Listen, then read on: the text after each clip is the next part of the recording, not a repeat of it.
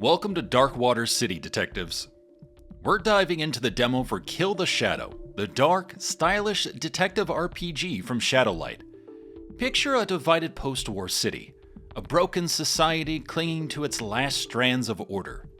The demo drops me into the worn-out shoes of Detective Lucas, a man known for being sharp on the job and, more importantly, one of the few genuinely decent people left in a city tearing itself apart.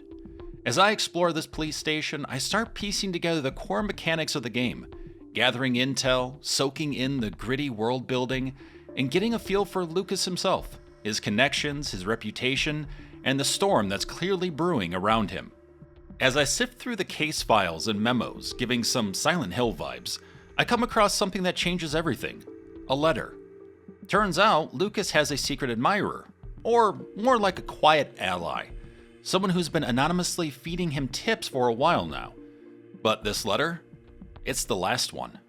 It hints at a new lead, and it points Detective Lucas north, toward his next investigation and possibly something much bigger.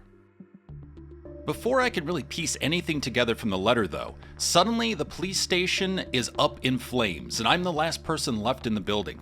Luckily, I find a key and escape, only to wake up from a nightmare about riots, flames, and a letter that might change everything. I rub the sleep from my eyes and try to get my bearings. Evidently, Lucas traveled north to a gritty industrial district to follow the lead from the letter. But this place has become Lucas's prison for 10 years, thanks to a very inconvenient travel ban due to the riots. And while I should be solving real crimes, I get roped into the most intense whodunit of all time. Who killed the boss's dog, Teddy? But don't be fooled by the simpler setup. This story runs deep. Along the way, I meet a cast of characters packed with emotional weight. A fractured family, power-hungry warehouse workers, and more secrets than this place should be legally allowed to store. Investigation is everything here. I'm digging through desks, trash, and hidden nooks for clues, the occasional pocket change, and some items with very special effects on Lucas. You see, some items Lucas comes across will replenish 3 precious resources: heart, mind, and body. These resources get used up when selecting specific dialogue choices that could provide important information during an investigation. With this knowledge in mind, I go around and have a bit of a loot goblin moment, but suddenly I'm interrupted by a voice. An entity. The Shadow. There's a dark entity lurking inside Lucas, one that's very comfortable making itself at home.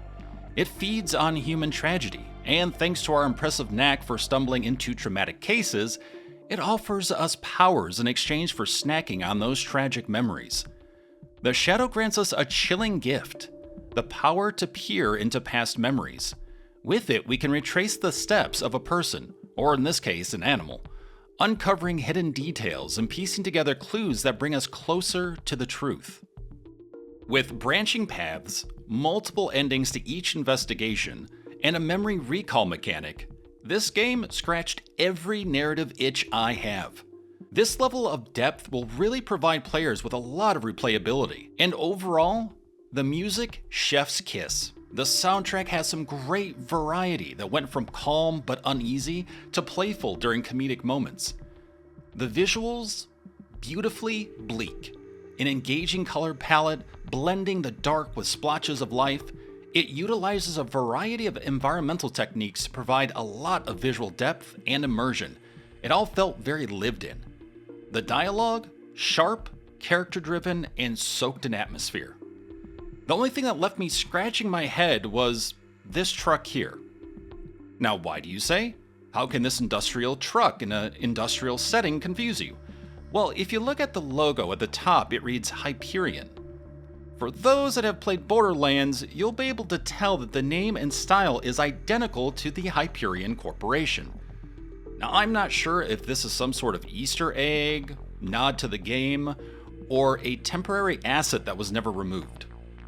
Either way, though, if you're craving a mystery that can potentially scratch that Disco Elysium itch and isn't afraid to let things get weird, Kill the Shadow is one to watch. Hit the link in the description to try the demo for yourself. And remember, sometimes the most interesting truths dwell in the darkest corners.